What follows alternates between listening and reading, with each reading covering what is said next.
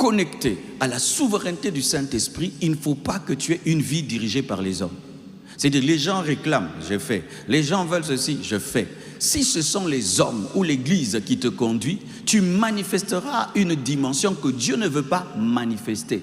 C'est ta soumission à la souveraineté de l'Esprit qui te permettra d'être toujours utilisé par Dieu, parce que tu ne fais pas ce que tu veux, ni ce que les hommes veulent. Amen. Hein? C'est pourquoi dans les choses de Dieu, retenez ceci, cherchez toujours à plaire à Dieu, pas plaire aux hommes. Vous risquerez de manifester une dimension que Dieu ne veut pas manifester, ou bien ne pas manifester une dimension parce que les gens ne le veulent pas. Je me suis aussi retrouvé dans des endroits où la puissance de Dieu devait agir. L'église, dans cette église-là, on n'aime pas la puissance. Ils aiment l'ordre, leur chaise toujours en place, tout en place. Mais Dieu m'a dit non, tu ne les respectes pas. Allez, on y va. Désordre, désordre. Ils se sont fâchés. Fâchez-vous, Dieu est content. Alléluia. Parce qu'il y a des endroits aussi, il ne faut pas. Ils veulent toujours que ce soit ordonné, alors que Dieu veut chasser les démons, il veut délivrer et tout. Tu n'obéis pas à ces hommes. Amen. Hein? Les pharisiens, les sadducéens ne voulaient pas la puissance. Jésus a imposé la puissance. Alléluia. C'est pourquoi il faut toujours être soumis à la souveraineté de Dieu. Amen.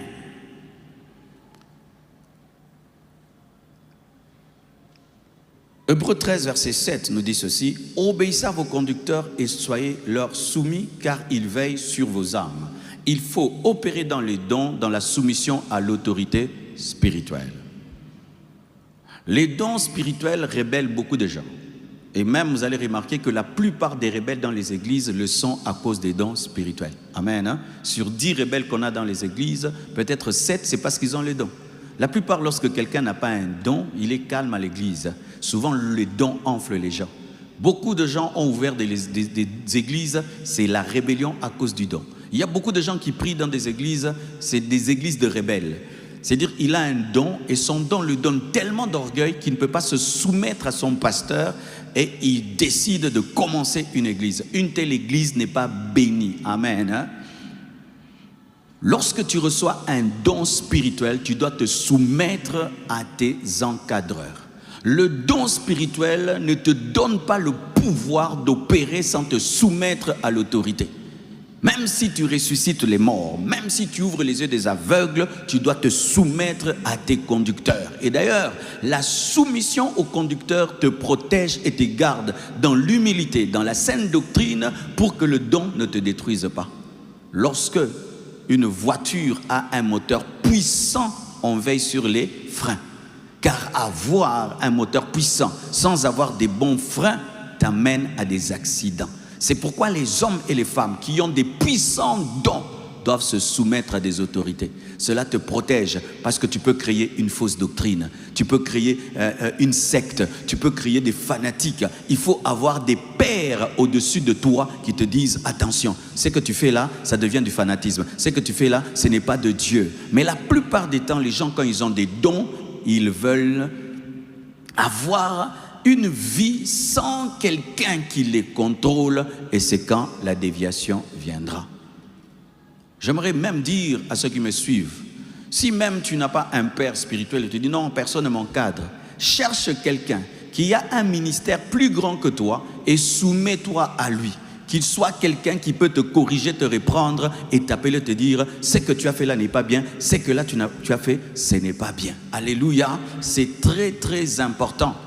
La Ferrari n'a pas seulement un puissant moteur, la Ferrari a des bons freins. Toutes les voitures qui vont vite ont des freins puissants. Et lorsque Dieu te donne un don, il te donne des freins, des autorités. Alléluia. Ne fuis pas l'autorité à cause du don. Parce que tu peux commencer à faire des choses, les gens t'acclament, mais tu es en train de dévier. Tu es en train de faire sans éthique. Et beaucoup de gens, ils brisent l'autorité pour avoir la liberté d'opérer dans les dons sans éthique. Mais sache qu'au dernier jour, Dieu te jugera. Alléluia, Dieu te jugera. Dieu te jugera. Ah non, je quitte cette église-là. Là-bas, on suit trop. Je vais faire ce que je veux. Tu feras ce que tu veux. Tu seras à l'aise. Mais au dernier jour, Dieu te demandera des comptes. C'est mieux d'avoir quelqu'un qui te dit « Oh, comment tu commences à vendre les guérisons ?» Ah, mais comment tu commences à dévoiler la vie des gens dans le monde entier comme ça sur Internet? Mais comment tu commences à faire vomir les gens comme ça? Hein? Comment tu commences maintenant à vendre l'eau? Tu commences à vendre l'huile. Il faut avoir des gens comme ça. Amen. Hein? C'est pourquoi ne me fuis pas. Amen. Hein? Ne me fuis pas. J'ai prié pour vous ici. Il y a des gens qui ont reçu des choses terribles. Hein? Ah, je sais. Demain, ce sera, ah, on va te conseiller là-bas. Oh, là-bas, on te bloque, on te cale. Tu vas faire des choses et tu commences à vendre des pommes spirituelles et de l'eau spirituelle. Amen. Hein? Ne fuis jamais l'autorité. Obéis à tes conducteurs. Alléluia. Car nous sommes là pour veiller sur ton âme. On n'est pas là que pour t'acclamer. On est là pour veiller sur toi. C'est ça mon travail. Veiller sur toi. Pas t'acclamer tout le temps. Veiller sur toi parce qu'au dernier jour, je dois te présenter devant Dieu. Amen.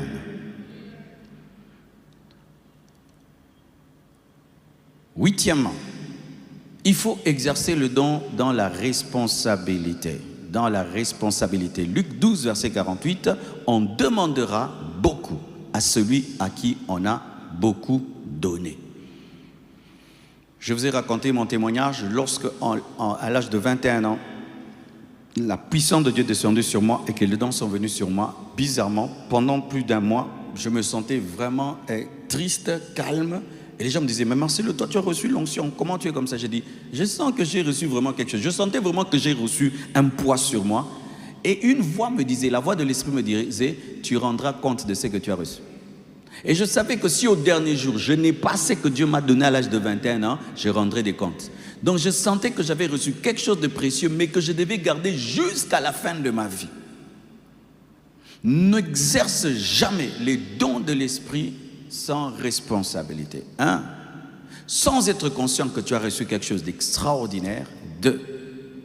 Sans être conscient que ce que tu fais peut bénir ou détruire la vie de quelqu'un. Amen. Hein? Il ne faut jamais exercer les dons spirituels comme un enfant. Comme un enfant. Tu fais seulement, tu fais seulement. Et puis on te demande, pourquoi tu fais ça? C'était venu comme ça. Je vous ai raconté l'histoire d'un homme de Dieu. Il est invité dans une église. Il voit une fille. Il dit, lève-toi. Il dit, toi, ton père est en train et tombe dans l'adultère. Il faut dire, ton père, je vois ton père qui est dans l'adultère. C'était la fille du pasteur. Vous imaginez ça?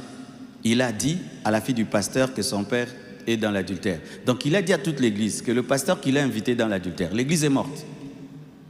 Vous voyez? C'est être un enfant. Sans responsabilité. C'est-à-dire, toi, tu parles à toi, tu dis à toi, mais tu ne réfléchis pas sur les impacts que ça peut arriver.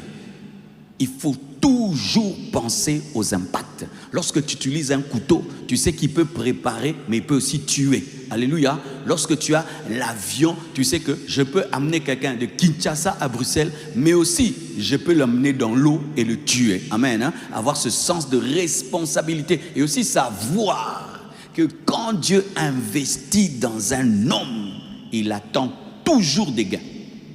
Vous êtes content, vous avez reçu ici. Dieu va vous demander. Alléluia. Dieu va vous demander. Je t'ai oint.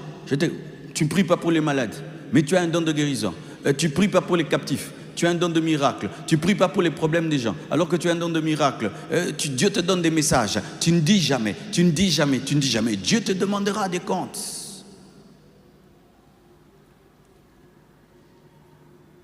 Recevoir un don spirituel, c'est recevoir une responsabilité devant Dieu et devant les hommes. Je répète, hein, recevoir un don spirituel, ce n'est pas fun, waouh, j'ai un don. Non, c'est une lourde responsabilité devant Dieu et devant les hommes. Dernièrement, j'ai une vision. Je vois un grand homme. On l'a attrapé dans l'adultère. On l'a humilié. On brûlait même son intimité. On le tapait et on le filmait. J'ai vu ça.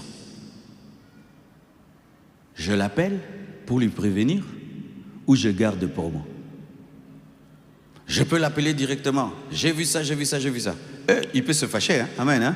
Ah, donc toi tu me soupçonnes que moi je suis dans ça. Et il peut me créer des problèmes. Je garde, ça lui arrive. Et puis maintenant moi aussi je suis culpabilisé. Mais Dieu m'avait montré, il fallait que je le dise. Je fais quoi? Tu reçois une telle révélation. Tu vas te précipiter. Oh, j'ai vu en vision, je viens à la télévision. J'ai vu quelqu'un, un grand homme, on t'a attrapé, on t'a fait ça. J'ai gardé pour moi. Je prie encore pour que Dieu me donne la sagesse. Si je dois l'appeler, lui dire, ou je dois seulement prier? Parce que certaines choses, Dieu te montre, tu pries seulement. Tu ne dis pas à la personne. Et cela ne lui arrive pas. Il ne sait même pas qu'on a intercédé pour lui. Ou des fois, tu l'appelles et tu lui dis. Mais je ne pense surtout pas que je dois le dire en public, que je viens un grand homme, on lui a fait ça, fait ça. Ça, surtout pas. Dieu ne peut pas me conduire à ça. Parce que j'ai son numéro de téléphone. Amen. Hein? Je ne peux que l'appeler ou je ne l'appelle pas, je prie. Ne vous précipitez pas. Oh, j'ai vu, oh, j'ai vu, oh, j'ai vu, j'ai vu, j'ai vu. Voir est une responsabilité. Lorsqu'un voleur veut voler, qu'est-ce qu'il fait? Il attaque la caméra. Quand toi tu dis je vois. Quand les sorciers veulent tuer, ils attaquent les voyants. Les gens qui voient. J'aime pas trop les termes voyants. Les gens qui voient. C'est une lourde responsabilité. Oh, j'ai vu une vision sur le pasteur. Tu commences, waouh. J'ai vu une vision sur une autorité. Waouh. Fais attention. Alléluia. Parce que Satan aussi peut te donner une vision afin de combattre la vie de quelqu'un. Et comme toi, tu penses que tout ce que tu vois, c'est Dieu, tu peux être un instrument du diable pour détruire la vie de quelqu'un parce que tu n'as pas le discernement des sources de tes visions. Amen. Hein? C'est pourquoi je n'encourage pas ces gens qui disent toujours en lingala, qui dit ça souvent? En français, moi je ne rêve jamais pour rien. Non, des fois tu rêves aussi pour rien. Affirmer que toi tu ne rêves jamais pour rien, c'est l'orgueil. Parce que des fois, les rêves proviennent de quoi? De la multitude de nos pensées. La Bible le dit. Tu ne peux pas dire que sur 100 rêves que tu as eu, c'est toujours Dieu. Non, aucun homme sur 100 rêves, c'est toujours Dieu. Des fois c'est toi. Des fois aussi c'est le diable. Amen. Hein? Regardez, quand il y avait ça bougeait trop à l'est. Nous tous on avait des visions de guerre, non? Maintenant, où sont parties les visions de guerre? Tu as vu? Quand il y a des menaces, tout le monde, j'ai vu. Vous voyez même à la télévision, tout le monde prophétise. Est-ce que vous entendez encore? Ce n'est plus à la mode. C'était quoi? Les pensées. Faites attention. Amen. Hein? Terminons.